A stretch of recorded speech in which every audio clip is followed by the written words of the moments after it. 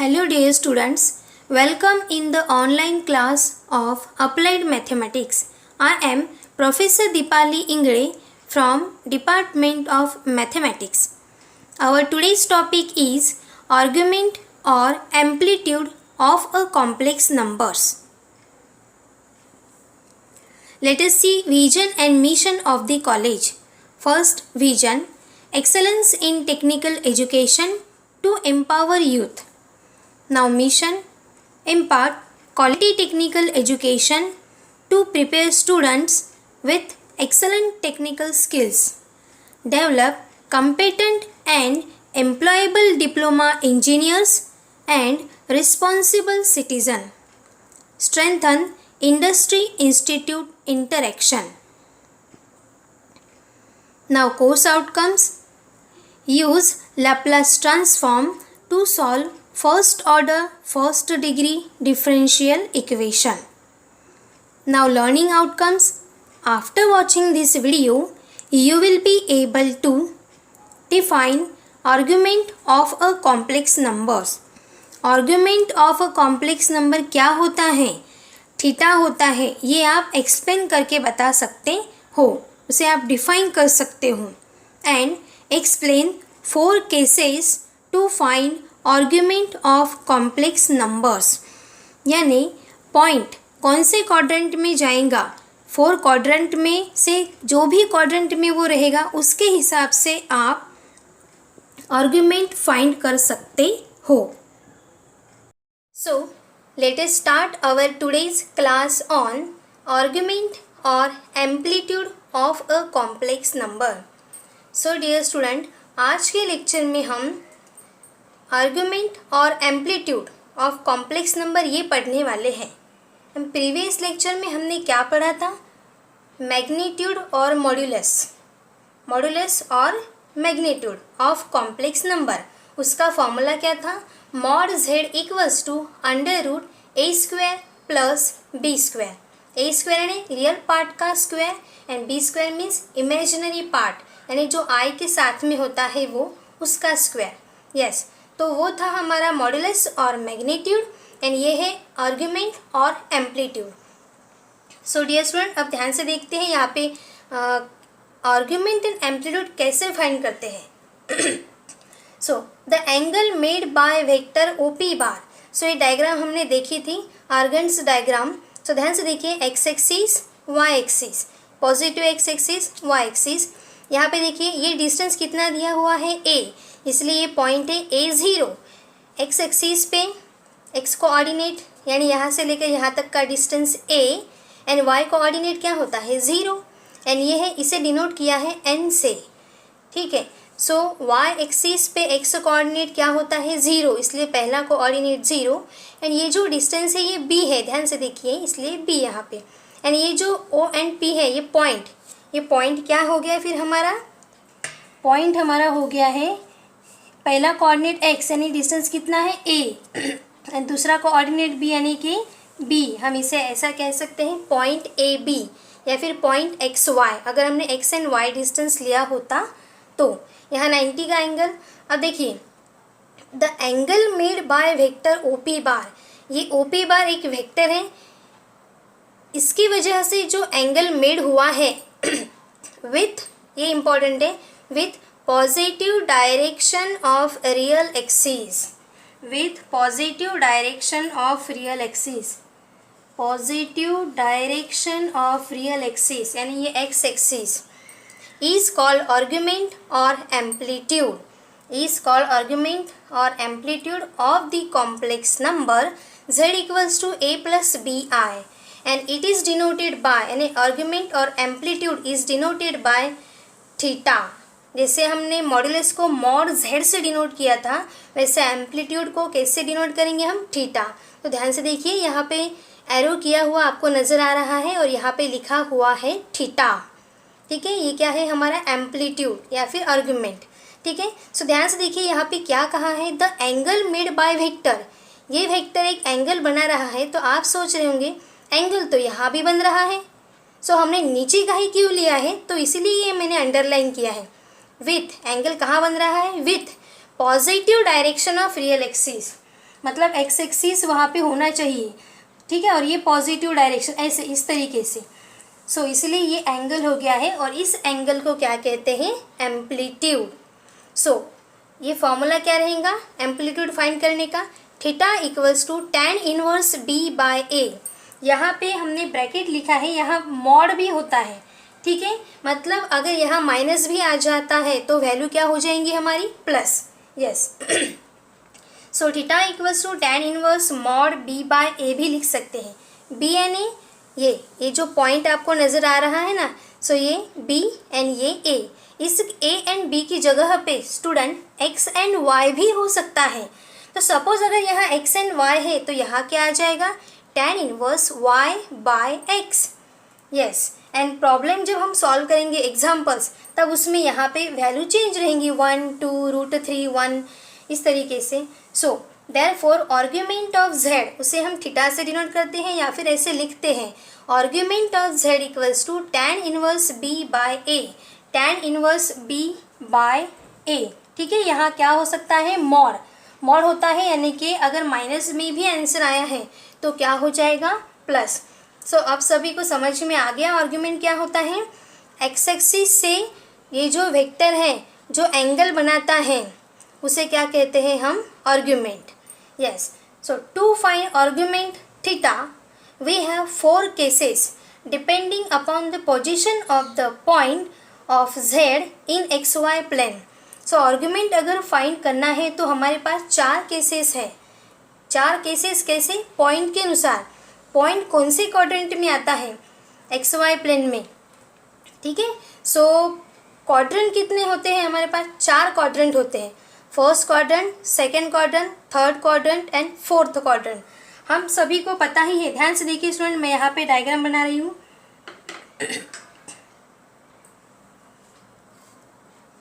ये कौन सा क्वाड्रेंट है, फर्स्ट, ये है हमारा सेकंड क्वाड्रेंट, ये है हमारा थर्ड क्वाड्रेंट एंड ये है हमारा फोर्थ क्वाड्रेंट। अब फर्स्ट क्वाड्रेंट में पॉइंट जो रहेंगे वो कैसे रहेंगे, ये एक्स एक्सिस की ये डायरेक्शन एंड वाई एक्सिस की ये डायरेक्शन, यानी कि इस डायरेक्शन में एक्स एक्सिस के पॉइंट पॉजिटिव होते हैं एंड वाई के पॉइंट भी पॉजिटिव, मतलब यहाँ पे क्या रहेगा, पॉजिटिव पॉजिटिव प्लस प्लस, दोनों ही पॉइंट यानी जो एक्स वाई है कोऑर्डिनेट कैसे रहेंगे, प्लस प्लस। हमारा पॉइंट अगर सेकंड क्वाड्रेंट में जाता है तो आपको पता है कि हमेशा हम क्या करते हैं, पहला पॉइंट हमेशा क्या होता है, एक्स एक्स एक्स, एंड दूसरा पॉइंट क्या होता है, Y Y Y, Y X नहीं होता है, X Y X Y X Y. Yes, तो यहाँ पे हम लिखेंगे एक्स एक्सिस का कोऑर्डिनेट यानी पॉइंट। सो ध्यान से देखिए स्टूडेंट, एक्स एक्सिस में इस साइड में पॉजिटिव नंबर्स होते हैं एंड इस साइड में क्या होता है, निगेटिव नंबर, तो यहाँ पे क्या आएगा, निगेटिव, एंड वाई एक्सिस यानी ऊपर, यानी ये क्या रहेगा, पॉजिटिव। तो इस तरीके से पॉइंट मिलेगा तो वो सेकंड क्वाड्रेंट में जाएगा। अगर थर्ड क्वाड्रेंट है सो एक्स एक्सिस पे निगेटिव, वाई एक्सिस पे भी निगेटिव, यानी यहाँ पे पॉइंट कैसे रहेंगे, निगेटिव निगेटिव, दोनों ही पॉइंट निगेटिव रहेंगे। एंड फोर्थ क्वाड्रेंट में पहले तो एक्स कोऑर्डिनेट होता है जो रहेगा plus and Y coordinate minus, इस तरीके से, ये आप पहले ही पढ़ चुके हो। सो इसलिए यहाँ पे कहा है कि पॉइंट जैसा रहेगा वैसे हमें आर्गुमेंट मिलेंगे, ठीक है। सो आर्गुमेंट के कितने वैल्यूज मिलेंगे, में 4। सो अब मैं आपको वो 4 केसेस बताने वाली हूँ, आपको ध्यान से वो समझना है।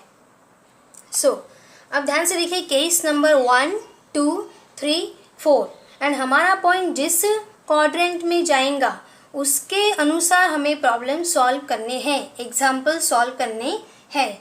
अब हम देखते हैं केस नंबर 1, हमारे डायग्राम में से है, ध्यान से देखिए, यहाँ पे लिखा हुआ P ऑफ एक्स वाई, अभी हमने डायग्राम में क्या लिखा था, P ऑफ ए बी।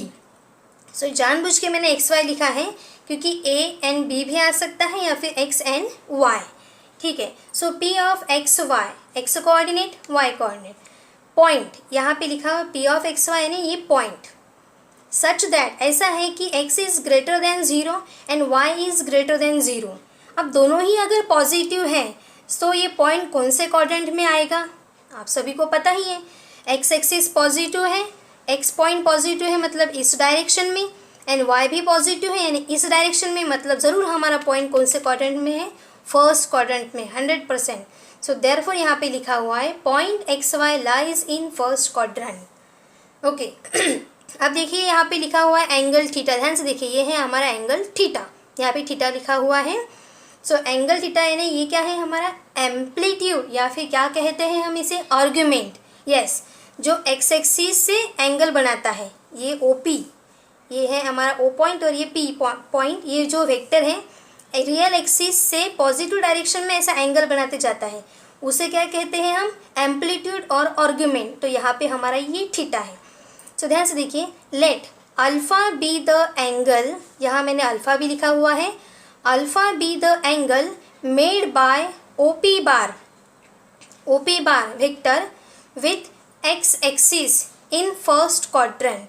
तो यहाँ पे एंगल अल्फा ये एक एंगल है जो ये वेक्टर बना रहा है। सो देयरफॉर tan अल्फा की वैल्यू क्या होंगी, mod of y by x, यानी यहाँ पे y की जगह पर हम ये सेकेंड पॉइंट रखेंगे एंड x यानी, और दोनों ही क्या है पॉजिटिव, क्योंकि x पॉइंट भी पॉजिटिव, y पॉइंट भी यहाँ पॉजिटिव होते हैं। सो हमें क्या फाइंड करना है यहाँ से, अल्फ़ा की वैल्यू। ये हम अल्फ़ा फाइंड करने के लिए फॉर्मूला अप्लाई करते हैं। So therefore alpha equals to tan उस साइड में ट्रांसफ़र हो जाएगा तो क्या हो जाएगा, tan inverse. So alpha equals to tan inverse mod y by x। और इन दिस केस अगर हमारा पॉइंट फर्स्ट क्वाड्रेंट में है तो हमारा आर्ग्यूमेंट क्या रहेगा, आर्ग्यूमेंट ऑफ z, जिसे हम थीटा कहते हैं, वो क्या रहेगा हमारा अल्फ़ा ही रहेगा। क्या रहेगा, अल्फ़ा। तो फर्स्ट क्वाड्रेंट में हमारा पॉइंट ये रहेगा। सो ये जो एंगल अल्फ़ा है ये एक्स एक्सिस से यहाँ तक आएगा, ठीक है। तो इसीलिए ये तो, लेकिन ये तो थीटा है, इसीलिए यहाँ पे लिखा हुआ है theta equals to alpha, theta equals to alpha, theta equals to alpha. And alpha क्या है जो हमने अभी भी फाइंड किया रहेगा ऊपर, tan inverse y by x। तो ये केस नंबर 1 है। तो केस नंबर 1 में हमारा थीटा क्या रहेगा, अल्फ़ा ही हमारा थीटा रहेगा। जब हम एग्जाम्पल सॉल्व करेंगे तो आपको कंसेप्ट क्लियर हो जाएगा। अब ध्यान से देखिए student, case number 2, P of X Y such that, यानी पॉइंट एक्स वाई ऐसा है कि x is less than 0, x less than 0 यानी 0 से छोटा, यानी -1, -2, -3, -4। तो आप बताइए कहाँ आएगा माइनस, x के पॉइंट माइनस यानी इस डायरेक्शन में जा रहे हैं। अब या तो नीचे जाएगा या फिर ऊपर जाएगा। ध्यान से देखिए, हम यहाँ पे पहुँच गए अब, and y is greater than 0, लेकिन y अभी भी 0 से बड़ा है, यानी +1, 2, 3, 4, यानी कौन से क्वाड्रेंट में जा रहा है ये, x नेगेटिव y पॉजिटिव। ये कह रहा है x नेगेटिव है, लेस देन 0, y पॉजिटिव है, greater than 0, negative positive, negative positive, यानी पॉइंट कौन से क्वाड्रेंट में है, सेकेंड क्वाड्रेंट में। Yes, so therefore point X Y lies in second quadrant. अब देखिए अल्फ़ा क्या होता है, अल्फ़ा होता है angle made by O P bar. ये जो वेक्टर है ओ पी बार वो एंगल बनाता है, किसके साथ एंगल बनाता है, made by O P bar with horizontal in second quadrant, with horizontal यानी विथ रियल एक्स एक्सिस, ठीक है, हॉरिजॉन्टल। तो यहाँ पे ये है हमारा अल्फ़ा। सो अगर मुझे ये अल्फ़ा है, अब ध्यान से देखिए हमें क्या फाइंड करना है यहाँ पे, आर्गुमेंट, या फिर उसे ही कहते हैं हम amplitude. So alpha be the angle made by O P bar, vector angle बना रहा है अल्फ़ा विथ हॉरिजॉन्टल यानी विथ एक्स एक्सिस, यानी ये हमारा एंगल। ध्यान से देखिए स्टूडेंट, यहाँ पे भी अल्फ़ा यानी एंगल होता है, ओ पी बार ही बनाता है लेकिन एक्स एक्सिस के साथ, इसलिए ये ऐसा हो गया। अगर पॉइंट सेकेंड क्वाड्रेंट में है तो अल्फ़ा फिर से एंगल है, ओ पी बार बना रहा है, लेकिन कंडीशन क्या है, विथ हॉरिजॉन्टल यानी विथ एक्स एक्सिस, यानी एंगल ये रहेगा कि इस साइड से। आप ये सोच रहे होंगे ऊपर का एंगल क्यों नहीं, तो ये इंपॉर्टेंट है यहाँ पे, विथ हॉरिजॉन्टल या फिर यहाँ पे कह सकता है विथ एक्स एक्सिस, ऐसे भी कह सकते हैं। तो इसीलिए ये एंगल हो गया। सो अब हम यहाँ पे थीटा कैसे फाइंड करें। पहले थीटा फाइंड करने के लिए ये अल्फ़ा फाइंड करना पड़ता है, एंड अल्फ़ा फाइंड करने का एक ही फॉर्मूला है, alpha equals to tan inverse mod y by x। ये हम फाइंड कर लेंगे। एंड इन दिस केस यानी सेकेंड क्वाड्रेंट में अगर हमें थीटा फाइंड करना है, क्योंकि आर्गुमेंट ऑफ z यानी अल्फ़ा नहीं होता है, theta. So theta equals to कैसे मिलेगा, सो ध्यान से देखिए स्टूडेंट, यहाँ पे यही थीटा था, यहाँ पे पॉजिटिव डायरेक्शन में जो जाता है वो थीटा होता है, यहाँ से लेकर यहाँ तक जो मैंने किया ये है हमारा थीटा। यहाँ से लेकर यहाँ तक जो जा रहा है एंगल वो क्या है थीटा। तो ये थीटा कैसे फाइंड करेंगे हम। सो सिंपल है, आपको पता ही है यहाँ से लेकर यहाँ तक कितनी वैल्यू होती है, ये पाई है 180 डिग्री, 90 + 90 180। सो 180 में से अगर मुझे थीटा फाइंड करना है तो मैं क्या करूँगी, पूरा 180 में से अगर मैंने अल्फ़ा को माइनस कर दिया तो मुझे क्या मिलेगा, थीटा मिलेगा ना।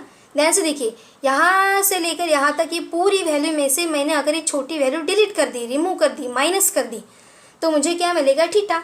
तो इसीलिए सेकेंड क्वाड्रेंट में argument of z equals to theta, और वो कैसे मिलेगा, पाई माइनस अल्फ़ा। ध्यान से देखिए, पाई minus alpha. So first quadrant के लिए थीटा इक्वल्स टू अल्फ़ा ही होता है, लेकिन सेकेंड क्वाड्रेंट में थीटा की वैल्यू कैसे मिलेंगी, पाई में से अल्फ़ा माइनस करने के बाद, और अल्फ़ा हम ऊपर फाइंड ही करते हैं। सो याद रखिए, फर्स्ट क्वाड्रेंट के लिए theta equals to alpha and second quadrant के लिए theta equals to pi minus alpha, pi minus alpha. So अब हम देखते हैं case number 3। So now case number 3। So ध्यान से देखिए student, P of X Y यानी point X Y such that x is less than 0। x क्या है, लेस देन 0 यानी निगेटिव, यानी इस डायरेक्शन में। y आल्सो लेस देन 0 यानी निगेटिव। सो y के पॉइंट निगेटिव कहाँ होते हैं, ये नीचे के डायरेक्शन में, यहाँ और यहाँ। मतलब ये पॉइंट कौन से क्वाड्रेंट में रहेगा, थर्ड क्वाड्रेंट में। So point X Y lies in third quadrant. Let alpha be the angle made by O P bar. आप सभी को पता ही है हम क्या देख रहे हैं, ओ पी बार ये वेक्टर है, ओ पी बार वेक्टर है, वो एंगल अल्फ़ा बनाता है, लेकिन किसके साथ, एक्स एक्सिस के साथ। तो इसीलिए ध्यान से देखिए, क्या ये हमारा अल्फ़ा रहेगा या ये अल्फ़ा रहेगा। यस, तो ऑब्वियसली हॉरिजॉन्टल एक्स एक्सिस होता है, तो यहाँ से लेकर यहाँ तक का जो एंगल है, जो रेड यहाँ से नज़र आ रहा है आपको, ये क्या है, हमारा अल्फ़ा। यस, सो ये है हमारा अल्फ़ा। तो अल्फ़ा फाइंड करने की वैल्यू तो tan इनवर्स y/x है। तो इस थर्ड क्वाड्रेंट में हमारा आर्गुमेंट क्या रहेगा, आर्गुमेंट यानी ही amplitude theta. So argument of z equals to theta equals to क्या रहेगा। सो देखिए ध्यान से स्टूडेंट, यहाँ से लेकर यहाँ तक कितना है, पाई। अगर मुझे ध्यान से देखिए, ये जो यहाँ पे नज़र आ रहा है आपको थीटा, थीटा यानी क्या है, आर्गुमेंट। सो फर्स्ट क्वाड्रेंट में यहाँ से लेकर यहाँ तक की थीटा था, सेकेंड क्वाड्रेंट में यहाँ से लेकर यहाँ तक था, और थर्ड क्वाड्रेंट में जहाँ ये ओ पी बार बन रहा है, सो पॉजिटिव डायरेक्शन में एक्स एक्सिस से जो बना रहा है एंगल वो क्या होता है, थीटा, आर्गुमेंट। मतलब यहाँ से लेकर यहाँ तक थीटा है, तो ये थीटा कैसे हो गया, यहाँ से लेकर यहाँ तक एंगल पाई एंड उसमें इतना हम ऐड कर देंगे alpha angle. So pi plus alpha, pi plus alpha. तो केस नंबर 3 यानी पॉइंट अगर हमारा थर्ड क्वाड्रेंट में आता है तो हम आर्गुमेंट थीटा या फिर उसे ही एम्पलीट्यूड कहते हैं, थीटा कैसे फाइंड करेंगे, पाई प्लस अल्फ़ा। अल्फ़ा ऊपर से मिलने वाली वैल्यू यहाँ पुट कर देंगे, पाई में ऐड कर देंगे। सो फर्स्ट क्वाड्रेंट में थीटा क्या है, अल्फ़ा ही होता है। सेकेंड क्वाड्रेंट में यहाँ पे पॉइंट आता है तो थीटा कैसे मिलता है, पाई माइनस अल्फ़ा, तो क्या मिलता है, थीटा। थर्ड क्वाड्रेंट में यहाँ से लेकर यहाँ तक हमारा थीटा है, मतलब ये है पाई एंड ये है अल्फ़ा, इसलिए पाई प्लस अल्फ़ा। अब हम देखते हैं केस नंबर 4 में अगर हमारा पॉइंट चला गया तो आर्गुमेंट कैसे फाइंड करते हैं। अब केस नंबर 4 में फिर से ये ओपी ये पॉइंट लेते हैं, यहाँ क्या होगा, x is greater than 0 positive direction and y is less than 0। यहाँ पे क्या चाहिए, less than 0, y is less than 0 यानी नीचे। ध्यान से देखिए, x greater than y less than 0। तो कौन से क्वाड्रेंट में जा रहा है ये पॉइंट, फोर्थ क्वाड्रेंट में। So point lies in fourth quadrant. अब फिर से हमें अल्फ़ा ये एंगल बनाना है, तो alpha angle O P bar बनाता है एक्स एक्सिस के साथ, एक्स एक्सिस के साथ, इसलिए ये अल्फ़ा हो गया। तो अब हम ये कैसे फाइंड करें, और हमारा जो एंगल आर्गुमेंट चल रहा है वो कहाँ से स्टार्ट हो रहा है, यहाँ से लेकर ये अल्फ़ा तक। मतलब अब मुझे ये आर्गुमेंट फाइंड करना है, इतना बड़ा एंगल फाइंड करना है, इतना बड़ा एंगल, तो आर्गुमेंट कैसे मिलेगा? Yes, argument of z equals to theta, theta से डिनोट किया जाता है। एंड वो क्या रहेगा, ये यहाँ से लेकर यहाँ तक पूरा सर्कल क्या होता है, देखिए हाफ सर्कल यानी यहाँ पे पाई एंड ये पाई, मतलब 1 पाई प्लस 1 पाई यानी 2 पाई। तो अगर 2 पाई में से मैंने ये अल्फ़ा सबट्रैक्ट कर लिया तो मुझे इतना एंगल मिलेगा एंड वही क्या रहेगा मेरा आर्गुमेंट। इसीलिए फोर्थ क्वाड्रेंट में आर्गुमेंट का क्या फॉर्मूला है, 2 pi minus alpha, 2 pi minus alpha. Yes, तो स्टूडेंट आई होप आपको ये समझ में आ गया होगा कि केस 1, 2, 3, 4 क्या है। मीन्स हमारा पॉइंट जिस क्वाड्रेंट में जाता है उस हिसाब से हमारा क्या होता है, आर्गुमेंट या फिर एम्पलीट्यूड। सो केस 1 में थीटा इक्वल्स टू अल्फ़ा था, केस नंबर 2 में theta equals to pi minus alpha, case number 3 में theta equals to pi plus alpha and case number 4 में theta equals to 2 pi minus alpha. Yes, so student ये video को आपको अच्छे से देखना है, समझना है, क्योंकि नेक्स्ट लेक्चर में मैं इसके ऊपर आधारित कुछ एग्जाम्पल लेने वाली हूँ जो आपको भी सॉल्व करने हैं। सो अब हम देखते हैं पीओज मीन्स प्रोग्राम आउटकम्स। ये यूनिट पढ़ने के बाद कौन से पीओ मैप होते हैं। So first PO number 1 basic and discipline knowledge, ये पीओ यहाँ पे मैप होता है। And PO number 7 life long learning, ये पीओ भी यहाँ पे मैप होता है। So our upcoming topic will be examples on argument of a complex numbers. So keep learning, happy learning. Thank you.